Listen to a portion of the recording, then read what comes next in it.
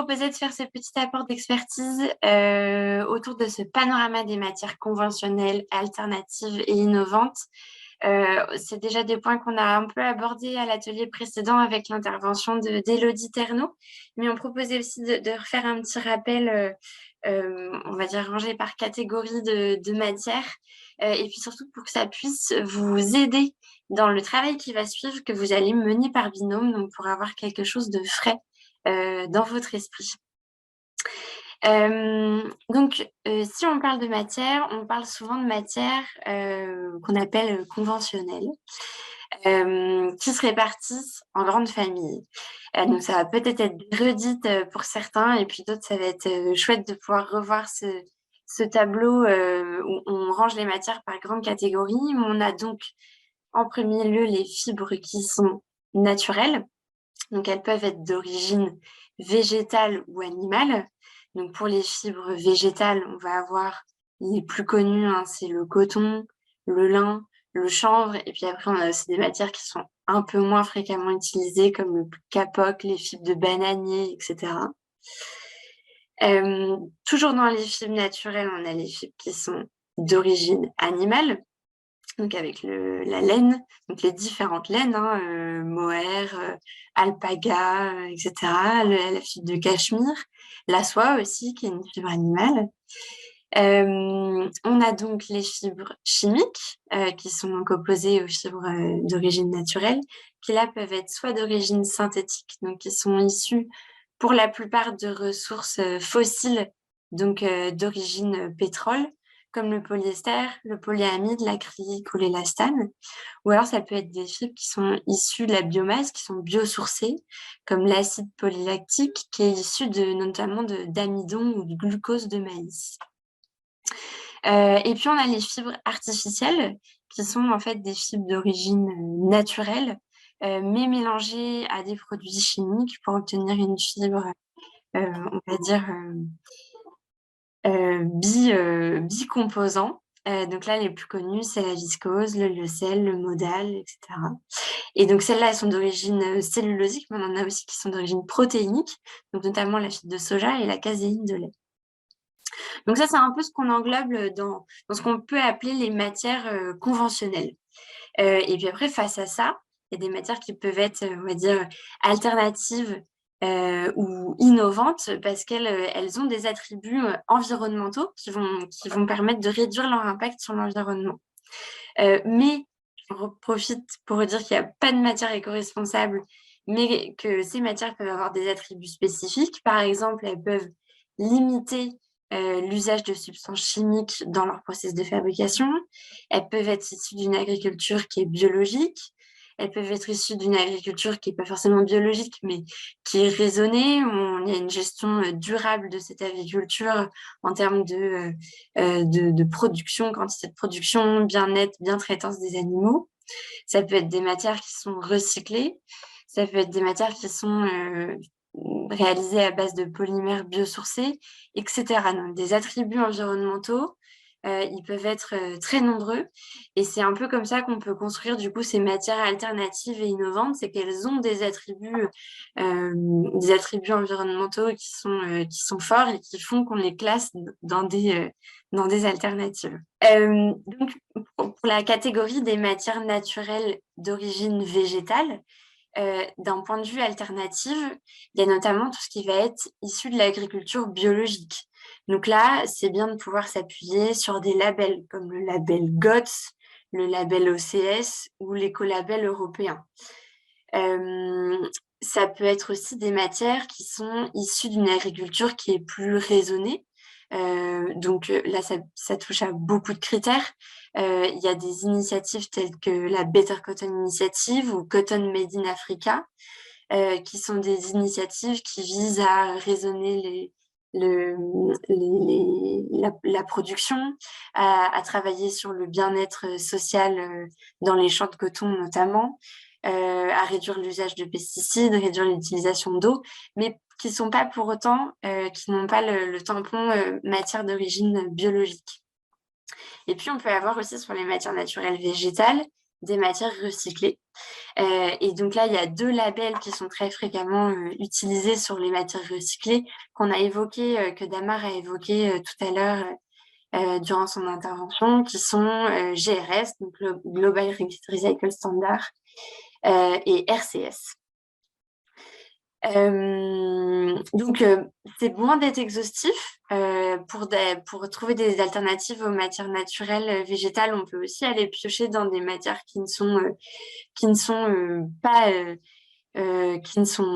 pas forcément d'origine naturelle et végétale pour pouvoir remplacer dans des produits. Nathalie, je vois que vous avez levé la main. Je vous laisse poser votre question à l'oral, peut-être. Bonjour à tout le monde. J'avais une petite question sur le BCI. Ça a été très, très, très controversé par rapport à un scandale qu'il y avait eu il y a maintenant 2 ou 3 ans. Et je voulais savoir quelle était votre position par rapport au BCI, du coup, puisqu'on sait que le BCI, c'est une matière issue d'une agriculture raisonnée, mais qui n'est pas en coton organique. Et que quand on rentre dans cette initiative, ça ne veut pas forcément dire que notre produit contient du BCI. Donc, quelle est votre position là-dessus, du coup? Alors, pour répondre à cette question, et ça va être une réponse qui va être valable pour toutes les matières que je vais présenter dans le cadre de ce panorama des matières. D'accord. C'est-à-dire qu'on n'a pas, nous, Refashion, de recommandations sur les matières qu'il faut utiliser ou qu'il ne faut pas utiliser. Ces matières, elles ont des spécificités. Elles sont soit issues d'une agriculture qui est biologique, soit qui est raisonnée, soit qui est recyclée, soit qui utilise des matières biosourcées. La bonne matière à utiliser dans les produits, c'est la matière qui correspond aux objectifs que vous vous êtes fixés. Et ça va être le travail d'après, que vous allez mener en binôme. Et ça, en fait, il n'y a que vous, en tant que marque, retailer, détaillant, qui le savez et qui savez si BCI correspond au cahier des charges que vous vous êtes fixé dans le cadre de votre démarche d'éco-conception, correspond à vos objectifs. Et ça va dépendre donc d'une structure à l'autre, d'une offre de produit à l'autre, des produits que vous mettez sur le marché. Peut-être qu'un label agriculture biologique sera plus pertinent par rapport à vos objectifs d'éco-conception plutôt qu'un label BCI. Mais il n'y a pas de solution universelle sur ces matières. C'est pour ça qu'on vous propose aujourd'hui ce panorama qui est pas exhaustif parce que ce serait impossible, on prendrait trop de temps. Mais aujourd'hui, il n'y a pas une solution qui se dégage comme plus pertinente qu'une autre. En revanche, il y a des solutions qui se dégagent comme plus adaptées ou pas à votre structure. Alors, j'ai bien conscience que je ne réponds pas forcément dans l'exactitude à votre question, mais l'initiative BCI, comme l'initiative par exemple Cotton Africa, ce sont des initiatives qui mettent en avant des pratiques d'agriculture, on va dire raisonnées et différentes d'une agriculture conventionnelle. À vous de vérifier si dans les cahiers des charges de ces initiatives, ça correspond aux objectifs que vous vous êtes fixés, vous, en tant que marque. Et donc, pour les matières d'origine qui sont naturelles et d'origine animale, là, donc, on va, pourquoi pas, retrouver les mêmes labels sur lesquels on peut s'appuyer pour la partie biologique et la partie recyclée. Là, ici, ce qui va être relativement notable dans la partie animale, c'est qu'on peut s'appuyer sur des labels qui mettent en avant la bientraitance animale. Et donc là, il y a notamment les labels Responsible Wool Standard, Responsible Mohair Standard et Responsible Alpaga Standard, qui mettent en avant et qui garantissent ce type de critères sur la bientraitance animale. Après, donc, sur les matières artificielles cellulosiques, où là, du coup, pour rappel, dans les conventionnels, on va beaucoup avoir la viscose, qui est peut-être la plus connue. En termes d'alternatives, ou en tout cas les labels sur lesquels on peut s'appuyer, par exemple, pour une gestion plus durable des forêts. Donc là, il va y avoir les labels PEFC et FSC qui garantissent une gestion des forêts qui est plus durable. Ou alors l'ONG Canopy, qui est la référence aussi sur l'amélioration de la filière sur ce point gestion durable des forêts. On peut avoir aussi des matières qui, elles, ont des procédés de production qui sont moins importants. Donc, notamment, on a la fibre EcoVero, alors que là, j'ai positionné volontairement à cheval entre la partie gestion durable des forêts parce qu'elle s'appuie sur les labels PEFC et FSC, mais aussi son procédé de production permet de limiter l'utilisation d'eau et les émissions de CO2. Et puis le très connu Lyocell, notamment commercialisé sous la marque Tencel par la société Lenzing, qui lui aussi a un attribut environnemental puisque son procédé de production est moins impactant. Donc notamment avec le solvant qui est utilisé en boucle fermée.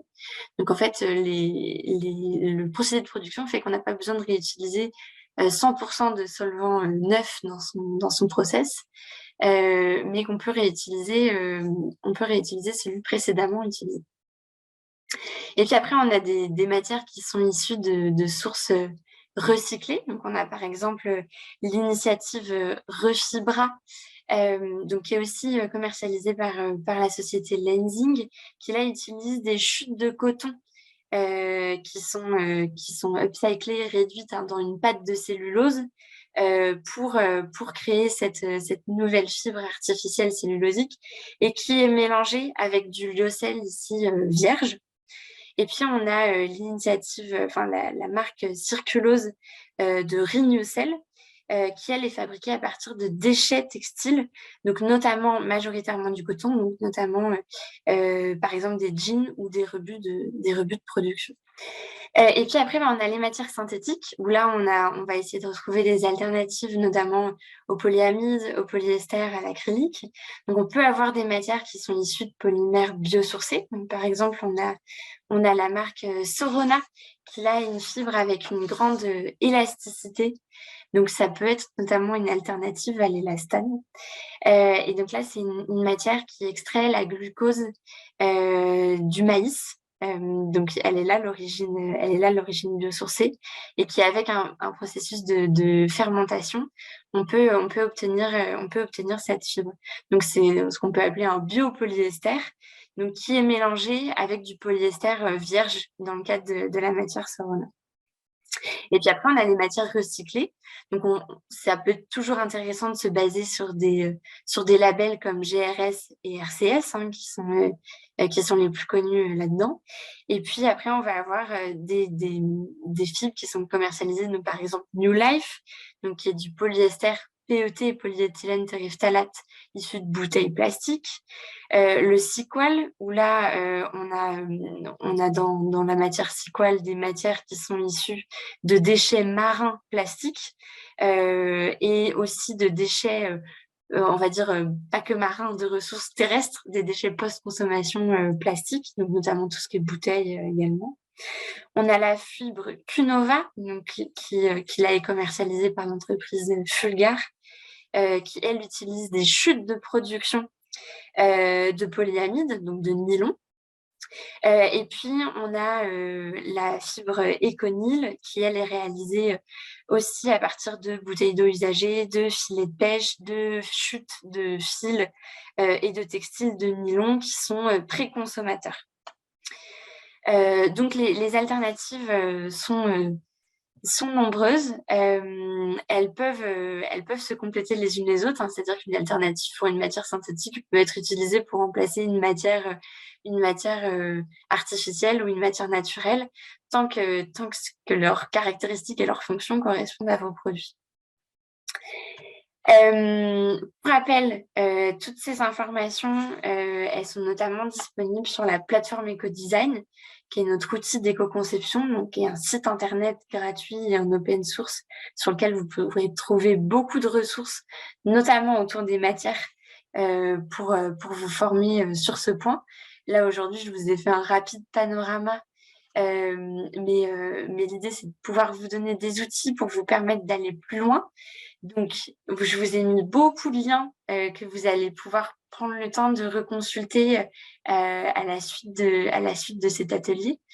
Donc, on a notamment sur la plateforme Ecodesign les fiches anti-sèche, donc qui visent à dans des fiches courtes et de retenir l'essentiel, par exemple, sur le coton, le polyester, le cuir, les fibres artificielles cellulosiques, les enjeux des mélanges relatifs à leur recyclabilité, les labels.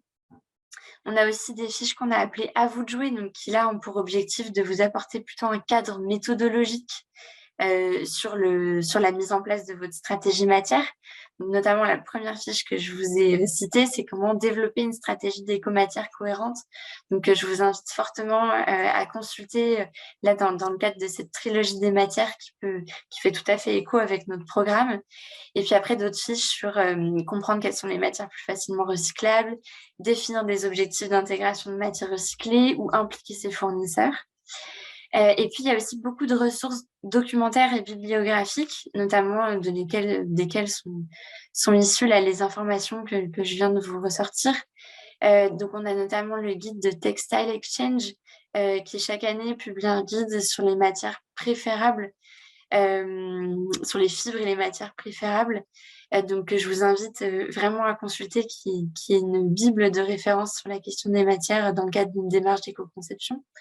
Un guide qui a été réalisé par EcoF Lab et financé par le DEFI sur les pratiques d'éco-conception.